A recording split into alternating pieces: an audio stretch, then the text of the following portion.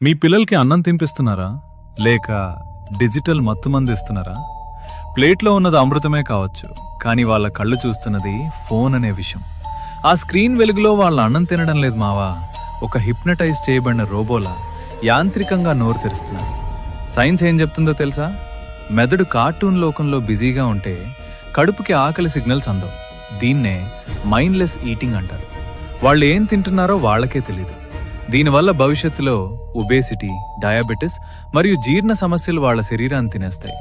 అన్నిటికంటే బాధాకరమైన విషయం ఏంటంటే, ఫోన్ చూస్తూ తిన్న పిల్లాడికి కూర రుచి తెలీదు. అన్నిటికంటే ముఖ్యంగా అమ్మ చేతి స్పర్శ కూడా తెలీదు.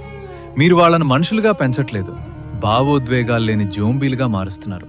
ఆ స్క్రీన్ మీ బిడ్డను మీ నుంచి దూరం చేస్తోంది. 2 రోజులు ఏడ్చినా పర్లేదు, కానీ వాళ్ళ భవిష్యత్తుని నాశనం చేయకండి. అన్నం తినేటప్పుడు నో గ్యాడ్జెట్స్ రూల్ పెట్టండి. వాళ్లతో మాట్లాడుతూ కథలు చెప్తూ తినిపించండి. ఆ బంధాన్ని కాపాడుకోండి. తల్లిదండ్రులందరికీ ఈ వీడియోని ఇప్పుడే షేర్ చేయండి.